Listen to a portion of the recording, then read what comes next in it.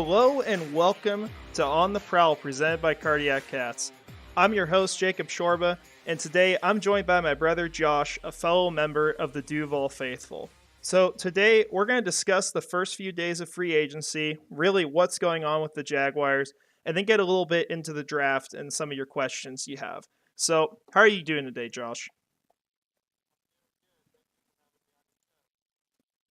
Yeah, not a problem. Not a problem at all. Are you feeling all right after all the news the last couple days or lack of news for the Jaguars signed players?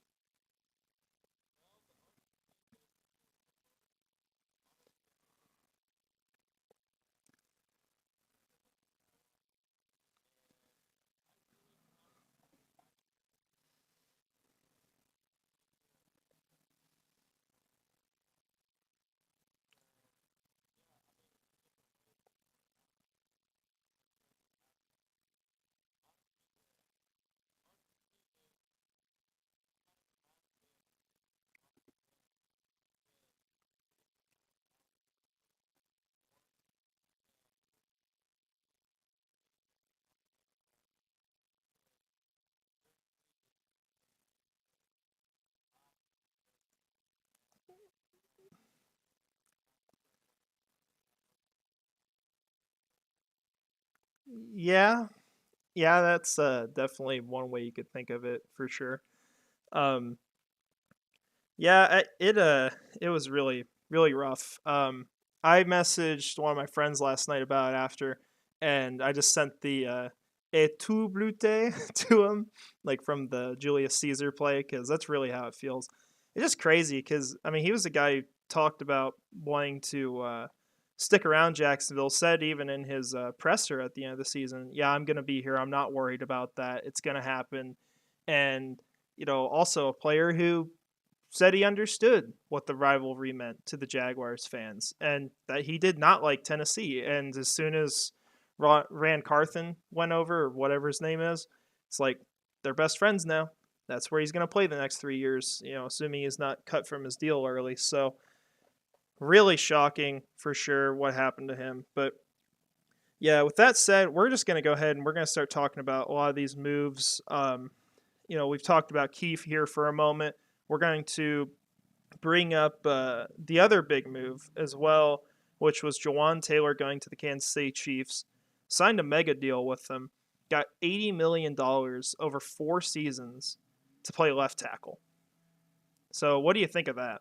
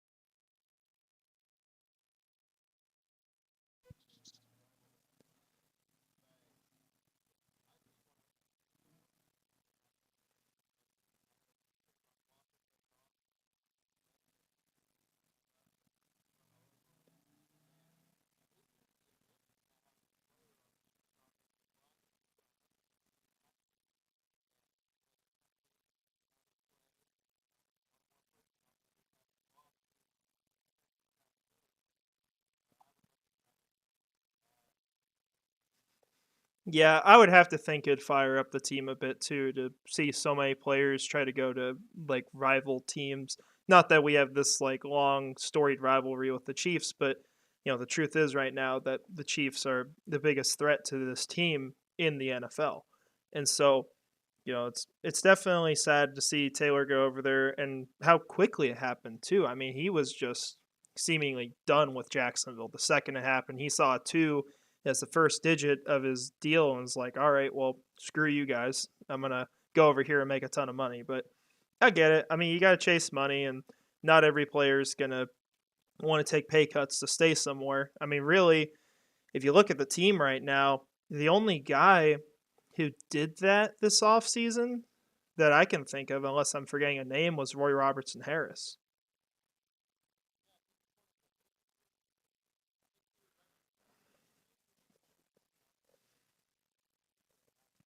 Yeah.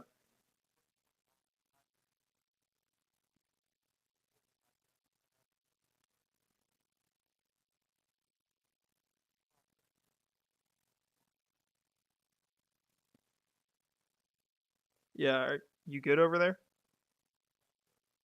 Okay. Um, yeah, he took a different deal than what people thought he did at first because they reported 10 million a year for 3 seasons. It was an extension, and then as soon as you saw the actual numbers, it's a lot different. Well, actually, I'll pull them up on here so you guys can see. But he ended up taking 7.2 million, I believe.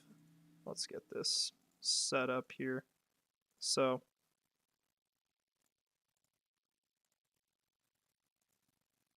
see one moment. There we go. So if we go to Jacksonville on here, we can analyze his contract because, like we said, reported a little differently than what we had actually signed him to. So you see on here, cap numbers actually go down for this second season, under 5 million, and then each year is just cruising in right under about $10 million after that, and then they've got 2 void years, which have a minimal cap hit on both of them. So not really a huge deal, but pretty dang good signing. I think it kind of took care of the defensive line talk that this team had early on in the offseason because we were all talking about, hey, they need to address the interior. That's where they got to work, and ultimately really not the problem now. Now the problem's on the outside because you got Arden Key walking, Dewan Smoot's not re-signed yet. I do expect that, just going to be a little later.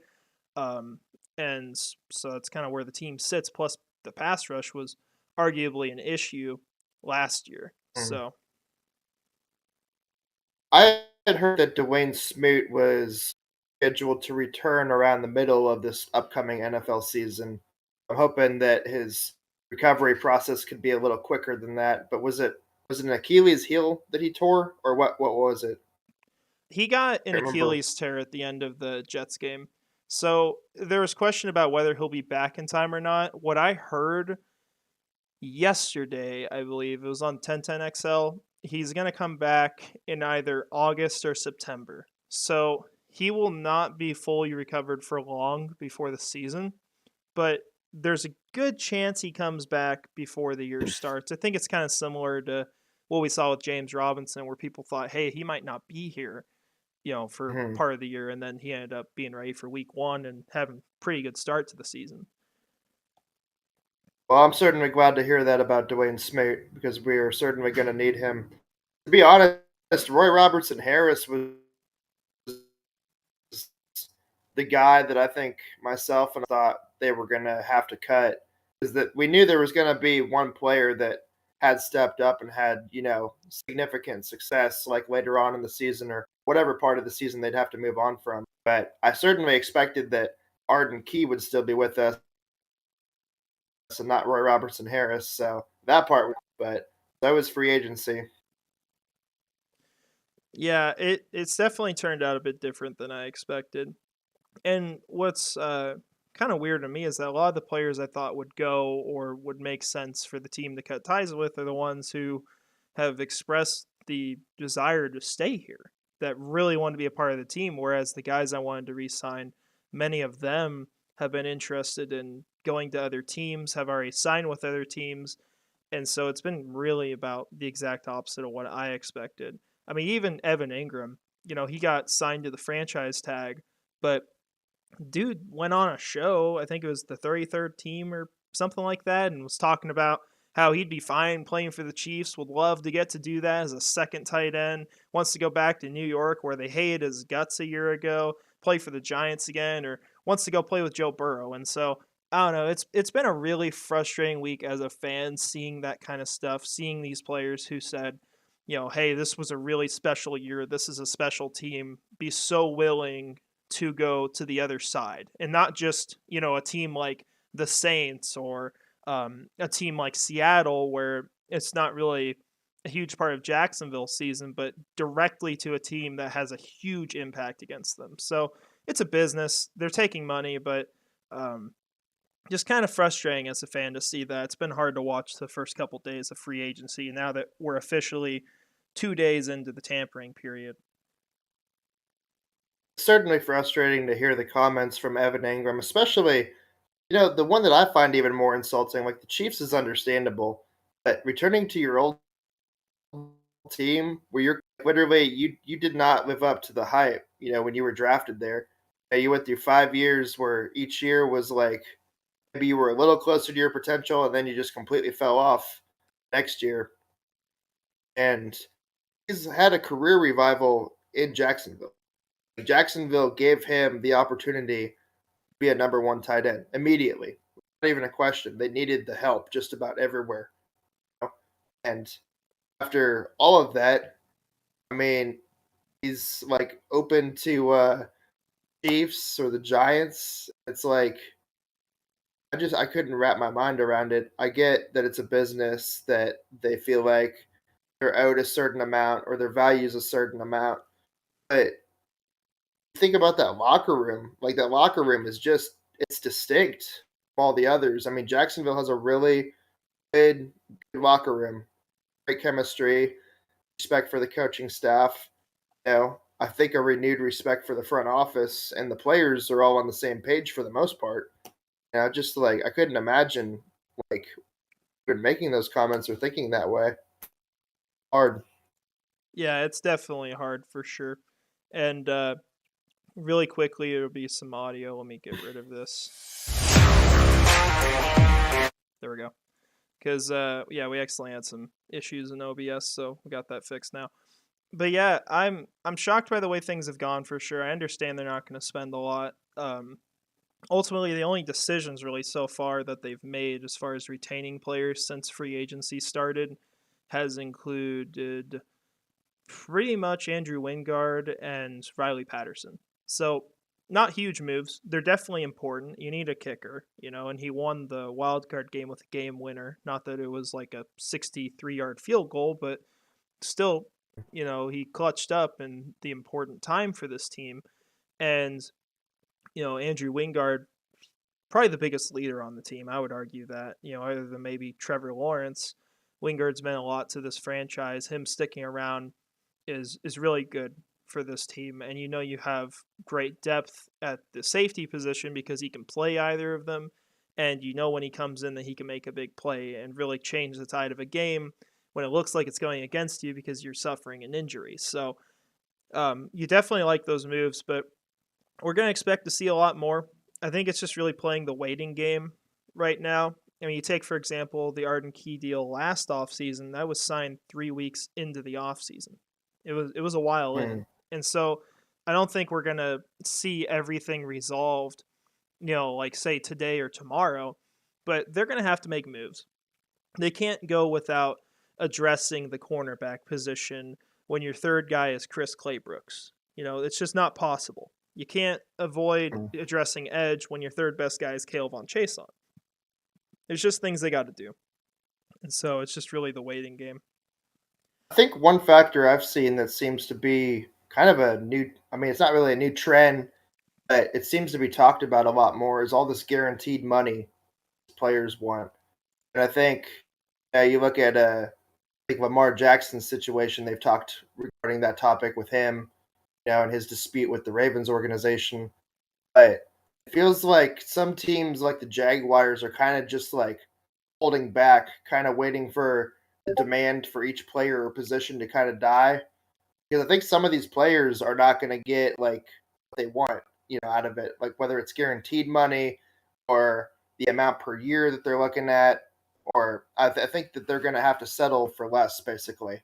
And I think the Jaguars might be seeing that as like a opportunity to be fiscally responsible for their organization and save some money and put it aside for the future for other contracts.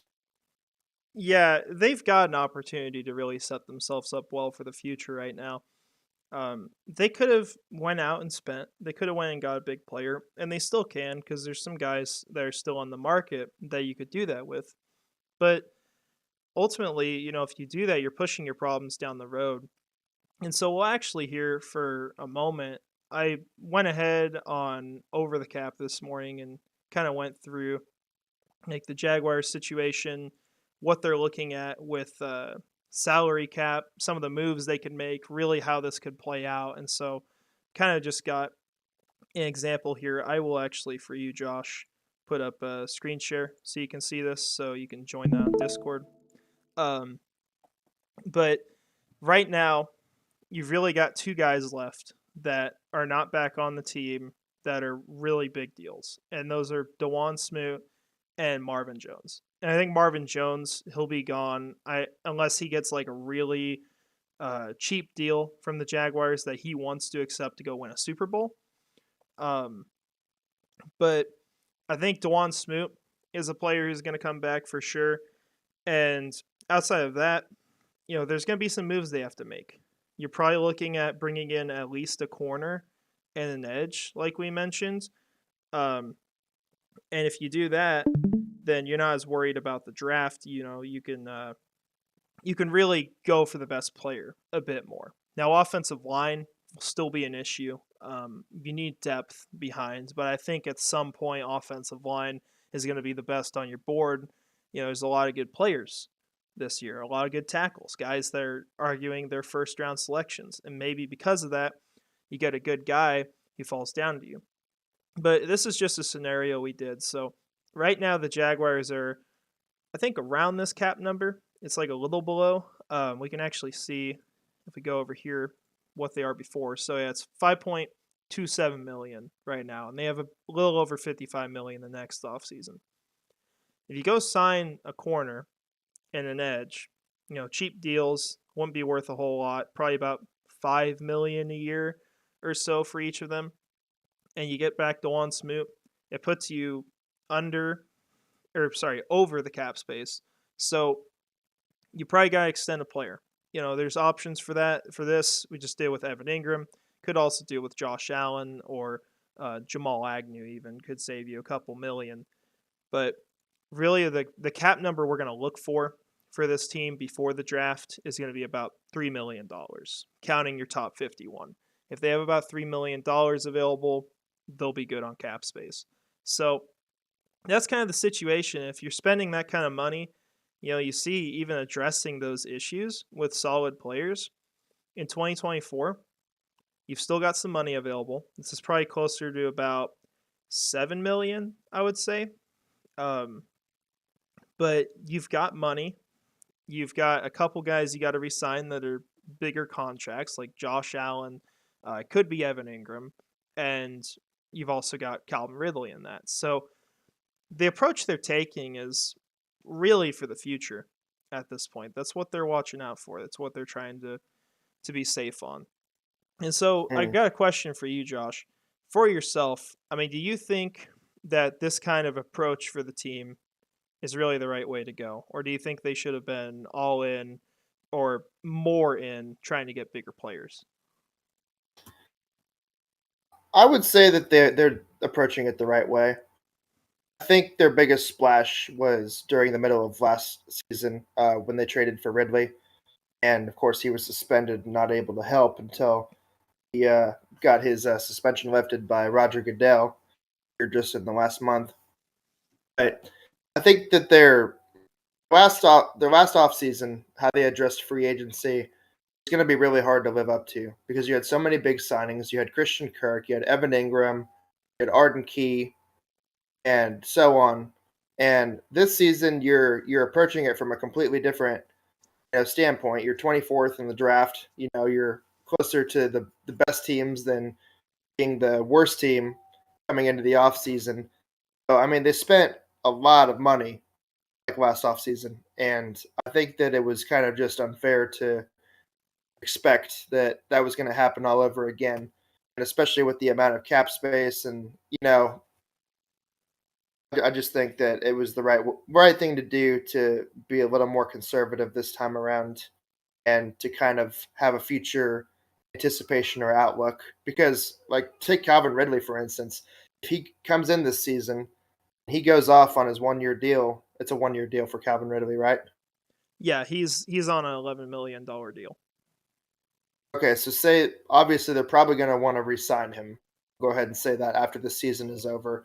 If he goes and does as promised and gets like 1,400 yards, clear number one receiver at that point. He's an elite talent. I don't think that's arguable. I mean, they might be looking at something I had read maybe like a 4 year, contract extension, like 20 million a year. I mean, that's a good sum of money like per season. I mean, they're definitely gonna have to keep players around to sustain greatness and this new team that is no longer at the bottom of the league or battling for the first draft pick, and they gotta sustain it so they can up against the best. Yeah, for sure. I think that Calvin Ridley deal, who knows what it's going to be. I mean, I don't think he'll get 1,400 yards, honestly. It's possible, but he's going to have to return to form, and that's going to impact the season a little bit. But he's still probably going to be really good, and you're going to have to pay him a lot of money because, man, if he works out next season and he goes off, um, I mean, you're probably looking at like 25 to 30 million a year. It's a huge deal Mm. because we saw even for Jawan Taylor, take him for a moment as an example. Jawan Taylor was the guy we were probably talking about replacing at the end of the year because not because he was going to be unaffordable, but because we just didn't think he was good enough. I mean, that's how a lot of fans felt about him. And then you go into this season, and he's one of the best pass blockers in the NFL, given he was the worst run blocker at tackle as well. Um, with all that considered, it really changed the way that people looked at him because now he goes from a guy that might take a flyer for 7 or 8 million on another team or with the Jaguars just to try it out again to a guy who's getting $20 million to play left tackle and protect Patrick Mahomes. So Ridley's market could go nuts after next season because we don't know what's going to happen. And if he comes back and plays with a monstrous season, he's right up there with the best receivers automatically. If you're getting 1,400 yards, you're paying this guy 25 to 30 million a year.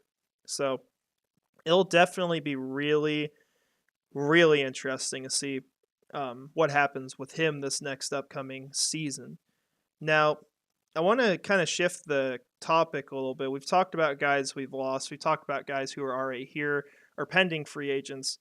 Outside of this organization, other players who are available, we've seen them interested in two players, potentially three.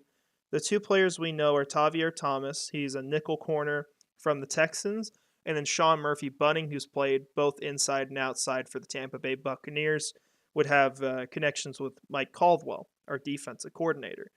The third one that we don't know about for sure, but there was a rumor put out, was Zadarius Smith. And so I just want to make that clear. That is not a concrete report that they're interested, but there is a rumor out there that they are. So we've got those players. What do you think about those guys if you've looked into them? And are there other players that you would look into for this team? I don't think Zadarius Smith will end up being picked up by us. Mainly because he's about 30 years old, and I think the rest of that defense is pretty, pretty. I can't think of a player on the defense that is actually above 30. But I think with Sean Murphy Bunting, I think that might be a good addition. I watched him play in some games for Tampa, and he was a difference maker for sure. I mean, he's got big playability. Probably he has a lot of room to improve for sure. I'm pulling out my NFL free agents tracker list here because on the other free agents that are still available, I'm trying to see the ones that haven't been signed. You're good. There's a lot There's of top nobody guys that still comes. available right now. There's nobody that comes off the top of my head that's available at the moment. Yeah, as far as names you could throw out there, Chauncey Gardner Johnson, the cornerback from Philadelphia, although they're talking about him possibly going back to Philadelphia now, they're working out a deal. Mm-hmm. He's one name. You also, one of the fan favorites that we've talked about is Calais Campbell. He got released the morning of free agency legal tampering beginning. He would be, for this defense, more of an in hand in the dirt pass rusher. He's more of a guy who disrupts as well at this point in his career. Definitely not the same player he was when he was in Jacksonville, but still pretty good player. He's one option they've got. We really don't know what a cap number would look like because, I mean, he's kind of had those change a lot the last few years, and I believe what he was going to be this year was about 7 million that he was cut for. So I think you see him maybe around 4 or 5 this next season. The other guy that's an option that I really like is Justin Houston. Um, there's not a ton of guys left in the pass rushing department, so we're kind of limited in that regard. But Justin Houston, he's more of your stand up guy. He's the 3-4 outside linebacker. And he's been ridiculously productive the past few years. He had, I believe, 9.5 sacks last season, playing for half the time on defense. He is a menace on passing downs. So that's Mm. kind of what you're getting with him. Those are some guys I thought of. A big splash that they can make, a guy they could go after, be Isaac Sumalo, but he would also cost quite a bit of money, I would imagine. I'm not sure exactly what the number is, but it would be a bit. So those are kind of some of the guys that I know come off the top of my head. One guy that follows the Jaguars on Twitter, I had seen, made a post about Jamal Williams, the Lions running back, because apparently the Lions picked up David Montgomery. They did. So Williams is basically out. And I think that there was, oh my gosh, sorry about that. I didn't realize I was there. Um, Jamal Williams would be a good change of pace back because they're looking for someone to back up ETN and Hasty, a third running back. And I think he's got a fire and a passion in the way he plays, and he's definitely a hard hitter. So he might be able to make a difference as a change of pace back on our offense and some much needed juice whenever they're looking for a play to be made. Yeah, Jamal Williams was a huge factor in the red zone for the Detroit Lions. That was probably the biggest deal with him. Um, he's He also also might have had. Go ahead. oh, you're good. He's surprisingly a really good pass blocker as well. He's actually graded out pretty well there with PFF. Actually, I'll pull this up for everyone to kind of look at.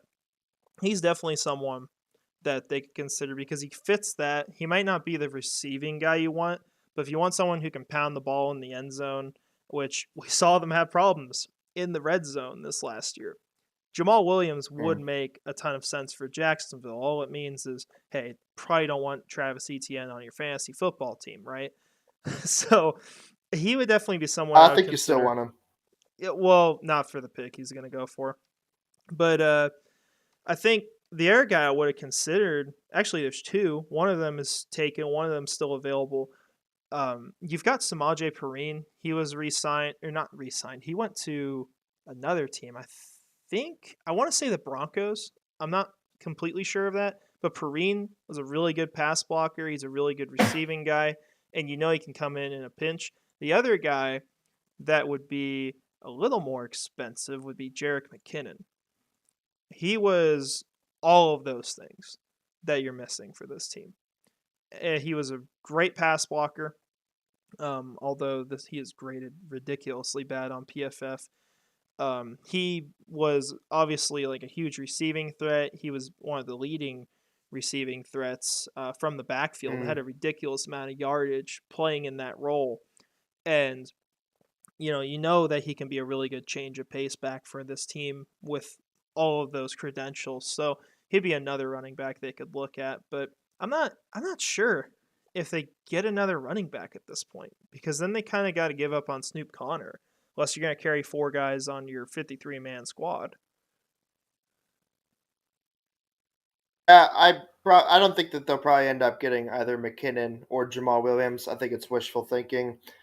Jamal Williams would be a really cool addition to me. He's a little younger than McKinnon, 27 versus 30, but I think might be best if they just focus on other needs like cornerback or interior defensive linemen or maybe even a tight end. But I think tight end's going to have to wait till the draft anyway. I think several of these positions that they're in need of, they're probably going to look to the draft. You're going to have a free fall of various, I would say, at least elite college talents fall in the first round because of all the trades and quarterbacks that are going to be going so early. So somebody's going to fall into their lap. And I think I've been looking through mock drafts all week, and I'm starting to see uh, Ryan Branch fall into the Jaguars' lap more often because he was looking at being a top 10 or top 15 pick for some of these teams. I'd seen the Eagles, I believe it was, they got the 10th pick in several mock drafts. They were Yeah. picking Brian Branch. So if someone like Branch, or even maybe on the off chance someone like Joey Porter Jr. falls into their lap, obviously you hop on that. But I think that they're going to, it might be a risky move, but I do think that they're going to go with like, new young talent at those positions, at least some of them. We'll see what they do. That's definitely where the most improvement's going to come from this offseason is going to be the draft. I really do believe that. I think with like Brian Branch, the thing with him, he really skyrocketed at the end of the season because he had this ridiculous performance. I think it was against Kansas State. And so a lot of people kind of bought into the hype on him, which the hype is very fair with him. I think he's going to be a fantastic safety. And we've seen that he can play nickel corner at a really high level. So with Brian Branch, like he would be a really good pick for Jacksonville there. I don't know what they do. I think so much of it depends on like who falls down the board. And there's so many names at this point in the offseason, and this happens really every year, where we'll get like 60 to 70 guys, probably even more, that get legitimate arguments as they should be going in the first round of the draft. And so we see these guys who we thought, oh, they're going to go like top 10 or top 15, fall down the board. And now they're available at this selection. So we really just honestly don't know what's going to happen. I think there's even a chance for this team that you want to trade back from that selection. And so, actually, kind of transition into our other topic here. We wanted to talk about the draft a little bit because that's a big factor in this and what's going on. There's essentially, in my mind, and tell me if you disagree if you'd like, because I think you can disagree with this pretty easily. I think there's three really big needs on this team that Hmm. absolutely have to be addressed. One is offensive line. You need a guy ideally that can play guard and be a swing tackle, or you're getting two players who do that. The other two is the pass rush, going to be either a hand in the dirt guy or an outside linebacker. And then your third one is cornerback, and you want a versatile guy that can play in the slot his first year. And really, with all these positions, I think you could argue maybe offensive line you could go after the second round. There might be talent there still, but corner, I don't see it being reliable after the second round. And the pass rush, I think it falls off pretty quick around that range too. So for yourself, if you've got those two selections at the top of the draft, are you going? Which position are you not going to hit? Oh man, that's so difficult. It depends how the chips fall. Like we know there's going to be trades. There's going to be a number of quarterbacks that go. It's like there's going to be some elite prospects like weapons and stuff for their offense that are going to be available there. Probably going to have to pass them. My gut tells me it's between two players right now. I've seen a lot go like Osiris. Is it Torrance? Yeah, Osiris Torrance. Yeah, I could very much see that. Is he a guard? Is that the Yeah, correct so position for him? Osiris He would fill the need Torrance. on the line. Yeah, he's a guard for Florida for the Gators. And he's also said before in interviews that he can function as a swing tackle. So he's kind of like that ideal fit for the offensive line where you really hit everything you absolutely have to need. Hmm. My So gut he's tells one me option. if it's not a sexy pick, I would go Torrance. If it is a sexy pick, I feel like it'll be Darnell Washington. I think Washington's stock has been on the rise, especially after his performance at the combine. That one-handed catch he made was absolutely sick. In I mean, he which literally looked selection? like he just Darnell Washington Where'd on you the want to take him? NFL Were you saying at 24, where they're at 24? the Okay. first round. Yeah, I've seen some mock drafts where they've picked up Washington too, but that play that he made at the combine, it was literally like he just plucked the ball out of the air like effortlessly. And he's also a huge addition to helping block for Trevor Lawrence. They pick him up because he's a great blocker, and Yeah. he's well known and credited for that as a tight end. And his playmaking ability. I mean, you put Darnell Washington with the rest of that offense, what that offense already looks like right now. I mean, you're talking about you have a real chance. As soon as he starts to develop and get really good, I mean, teams like the Bengals, the Chiefs, the Ravens, I mean, you're really going to be able to hold your own with them. It never hurts to have an extra guy that is good at blocking at the tight end position and is a great receiving threat and a red zone threat because I know Darnell Washington's pretty damn good in the red zone as well. Yeah, Washington can definitely function as a red zone threat for this team. And he's a really good guy to look at for the draft. My problem right now is I feel like 24 is too high unless, obviously he develops into everything you hope he is and maybe they pick Hmm. him because they project him to be all that. But then 56 is also a place where he's probably not going to be available. So you're kind of in this situation where you almost need to trade back from 24. And I'm starting to get in the mindset where that's what I want to do. Like if someone wants to move up to that pick, unless we just have like a home run guy, I would really consider trading back. But at the same time, it's like I like Torrance a lot.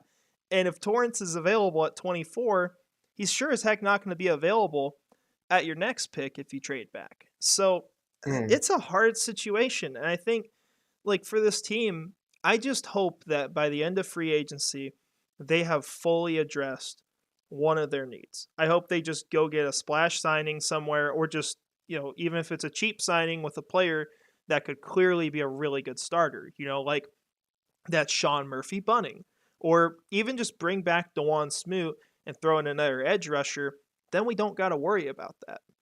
Because at that Hmm. point, you've got your guys, and if you draft a fifth guy, where the heck is he going to start? I mean, you're going to just Hmm. have guys taking less snaps. Not that you can't go that way if there's a really good player on the board, but it's not as necessary of a pick for this team.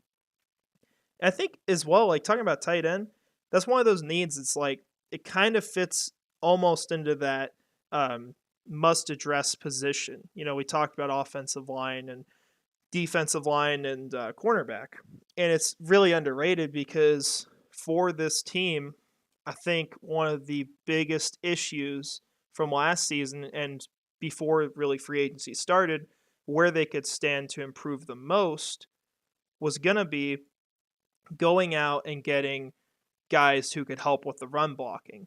Because you saw Hmm. against Kansas City, against Baltimore, against these teams with really good run defenses, that they were one dimensional. They could barely run the ball, and they have a fantastic running back in the backfield. They've got to find a way to make him better. And that's actually something that we were talking about on Monday. And Ron mentioned again here, you imagine how good Travis Etienne would be. He would be, my gosh, probably like the best running back in the league with a really good offensive line. He'd be in that category. Hmm. I think Travis Etienne. I've looked at some of his projected stats for next year. So he had what was it, 1,125 yards? Was it this last season? Is I think he that his eclipsed a final number? thousand. Yeah, 1,000. despite not starting for part of the season. I agree with the run game being one dimensional. I mean, you do have Jermichael Hasty, and there was a few games where he was also a dual threat, receiving threat and a running threat, and he was kind of their change of pace back, and they got him re-signed. So that was the effective option to go to for Lawrence, but I'm not sure that Jermichael Hasty is the guy that you want to rely on, in the long term, uh, moving forward, because I feel like he'd probably be a little easier for defenses to pick apart and figure out. Travis Etienne, he's got room to grow, but I do believe that he will be an elite talent. If you don't consider him one already, I would assume he'd be one in this next year. Um, Projected stats I've seen anywhere from like 1,100 yards around where he was to like 1,300 yards, so I could see him anywhere in there. I do think that they could afford another running back somewhere, and I think that was where I was talking about Jamal Williams earlier. I think he'd be great, but Yeah. I would expect great things to come from ETN. I think he's going to be solid, and also, I mean, essentially, he was there with Lawrence under he who must not be named's offense. So they both get a pass on getting a second rookie season, and and last year was still a growing year for ETN. Like there was games where he lost his confidence, and it seemed like he was trying to build that back up. But once he gets another offseason to really understand the playbook and hone his game, he's gonna be just fine.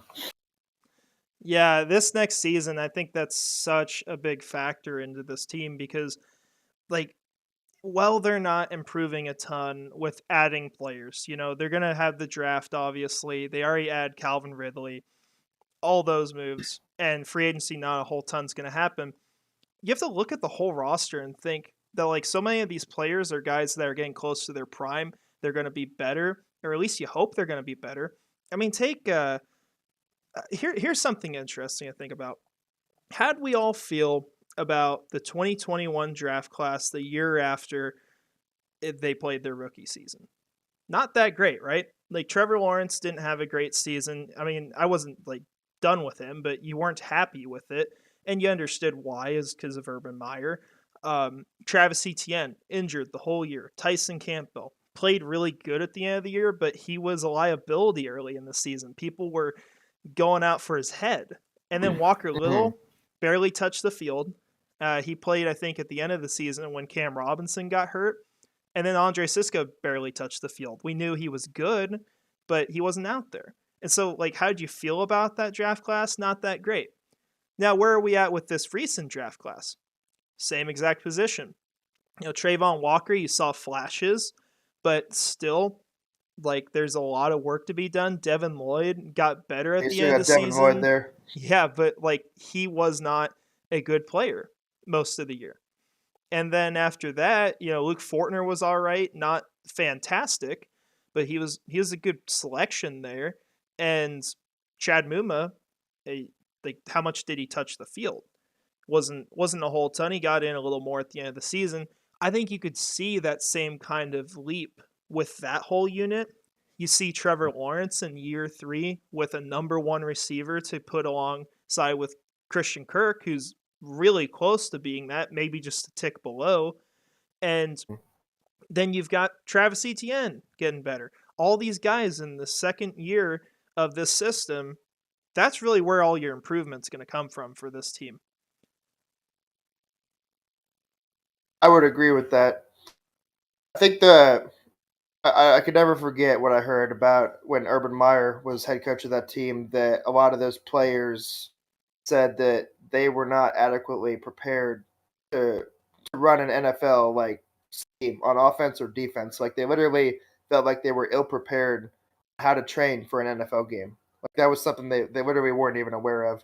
So I think that draft class, I think you can give them a pass for that season. As for this last draft class, I think Trayvon Walker takes a leap this year.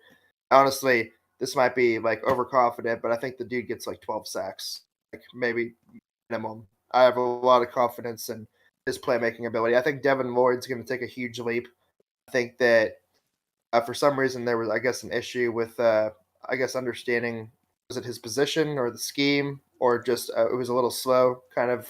He could Or not get well, up to pace with the team. That was the huge mhm. issue. And the defensive coordinator as well, Mike Caldwell, it took him a while until he finally started putting players in the positions they needed to be in because he wanted to run it his way.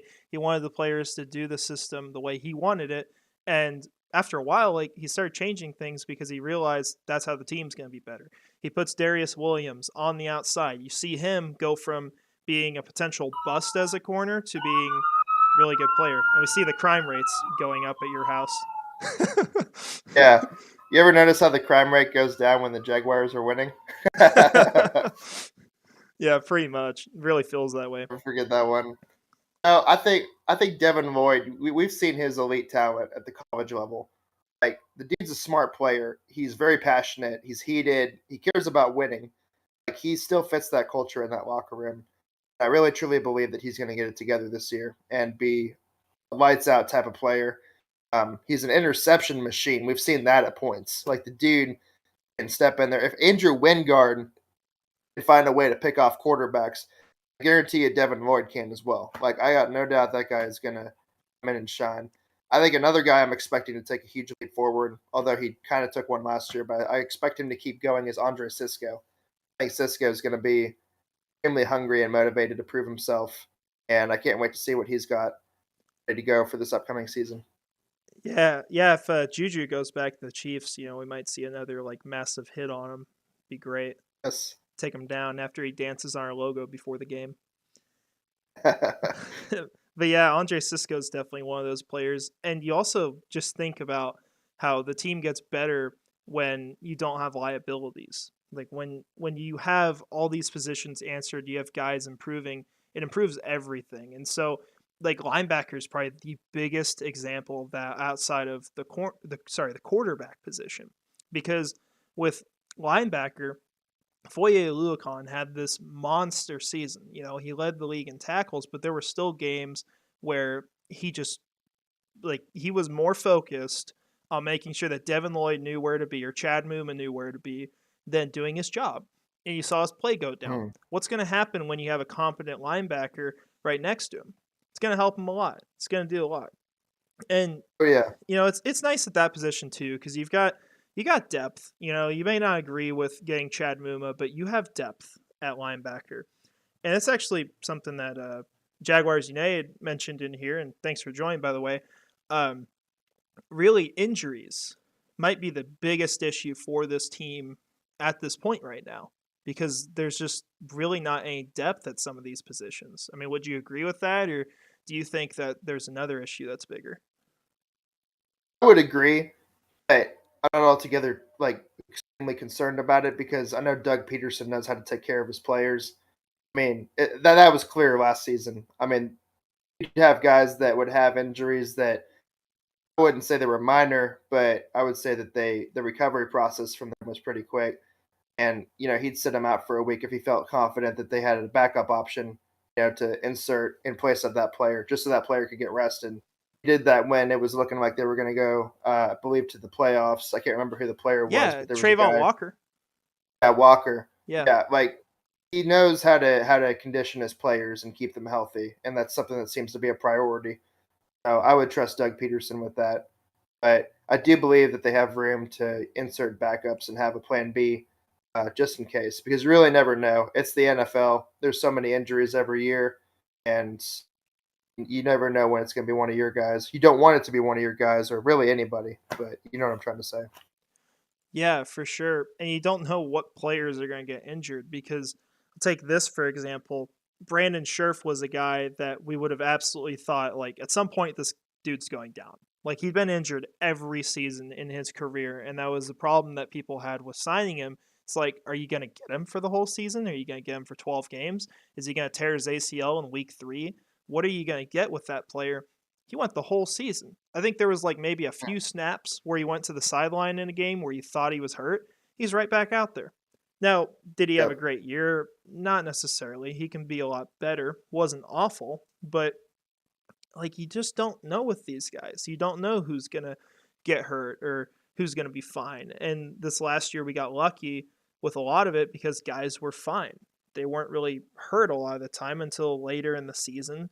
And then you lost Dewan Smoot, Cam Robinson, and hopefully you got both those guys back this next year because you're going to need them. Mhm. I agree with that.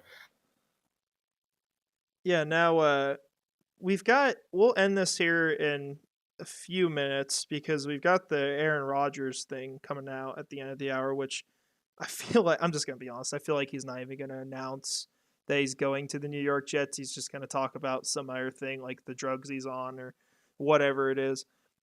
But we I saw will end this it a little great early. saw this great meme for him.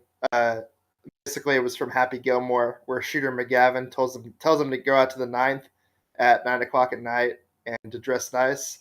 And basically, it showed Rodgers telling the executives from the Packers and the Jets to go out to the ninth at 9 o'clock and dress nice. Yeah, bring It's Alan basically what Lazard, happens. Randall Cobb, Yeah.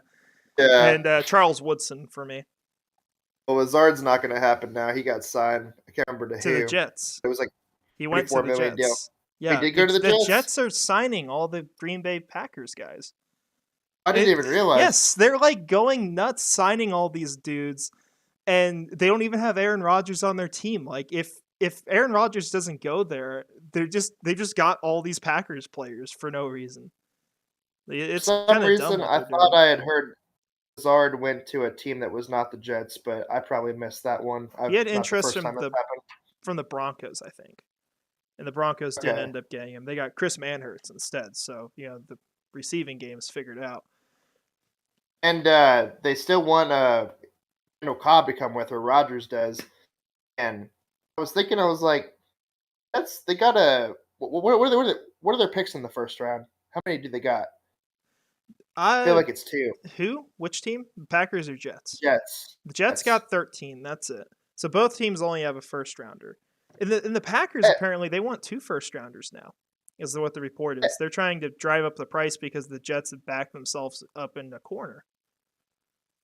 I have no idea how to say this guy's name, but at that pick, I can tell you one person that is certainly probably going to be there, especially with the trades and the quarterbacks going. Is I think it's Jason Smith. Is it Nixba, the wide Oh, receiver? Jackson Smith and Jigba. Jigba. Okay. One of his pro comparisons, Randall Cobb. So like, I feel like the Jets would be if they need a receiver. Like I don't know that they do because they got Garrett Wilson and then they still got Elijah Moore, don't they? Yeah, they've got Elijah Moore. They said they're going to keep him, even though they're just going to sit him on the bench all year. He should be a guy who comes to Jacksonville, honestly, as a backup or more of a But rotational guy. He'd have more snaps here.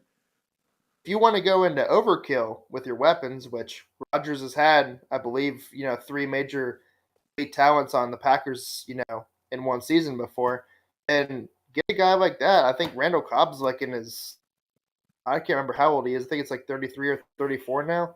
It's like he's kind of a far cry from what he once was. It's just kind of odd. It almost seems like Rodgers is just selecting certain free agents because they're friends. And I was wrong on Randall Cobb. He's 32. But still, I mean, that's getting up there for a receiver. Yeah. So So I'm to not sure that Rodgers also doesn't seem to be interested in winning another Super Bowl. So remember Rob Gronkowski calling him out when he said, well, maybe I can go somewhere and still be able to compete for an MVP. And Gronkowski was like, "Why is it about MVP? Like the It goal was should be, probably getting a a ring." screw up, honestly. I think he still wants to win a Super Bowl, but it's probably at this point a little more about the money with his ridiculous contract.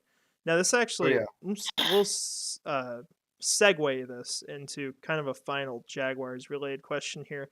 Watching what's happened in free agency, is there a team in the AFC right now that you feel like took a huge step forward to where they are going to be one of the top threats for the conference? Because to me, right now, I feel like that's what's happened with the Miami Dolphins. If Tua's healthy. who did the Miami Dolphins sign again? You're gonna have to refresh my They memory. traded a third rounder for Jalen Ramsey. They got David Yes. Long from the Titans. Thank you, by the way. Love stealing players from them. Um, And then outside of that, I'm not sure if they did anything else. I think they might have had a couple other deals, but they have a ridiculously good secondary. They got Bradley Chubb last year on the defensive line. Their offensive line's improved. It's really just like is Tua healthy? Hmm.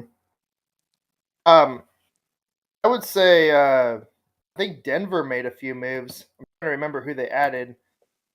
Believe Mike McGlinchey was one of their That was a pickups. I think massive he. overpay, to be fair. Yes, yeah, it was. It wasn't ever. I'm trying to pull up a page that has their other signings. I had They only got heard that him, they made a few Manhurts. moves. Outside of that, I don't know if they did much Green, else. they got Sean Perrine at running back. Oh, Samaje Perine? It's kind of hard to gauge like who took a huge step forward in free agency because the free agency class is kind of a dud this year. It looks like they got Ben Powers, a guard from the Ravens. Let's see. They did a lot for their offensive line, but I can't put him in that category of like big threat to to Jacksonville right now. Now I'll tell you. Yeah, Here's some breaking I news. thought we were talking. I thought we were just talking specifically like who had taken a step forward. Yeah, there's that too. I'm more so talking about like who's really put themselves in a spot to go win the AFC. That really wasn't Oh there well, before. yeah, gotcha. But yeah, I don't know if we'll see any moves. Hopefully we do for the next show. Have something to talk about there. I'd have to think so by then. We might do something like Friday night, depending on what happens. Otherwise, it'll probably be next week at some point, maybe on a Monday or Tuesday again, or maybe even Sunday. But yeah, really right now we're kind of waiting on things. Now Tyson Campbell just put out a tweet, about Darius Slay being a free agent. It just had the eyeball emojis, so that means we're going to sign Darius Slay now. So, big news there, of course. But that's all we've got. We could be hopeful. Curious Slay. Where did he come from again? He came from Philadelphia. Okay, I thought so. I Yeah, didn't he was remember like for their sure. monster number one corner who had a great year. He used to play Gotcha. for Yeah, Detroit as well. yeah, I completely forgot him. Dropped the ball in that one. They've got a lot of corners there.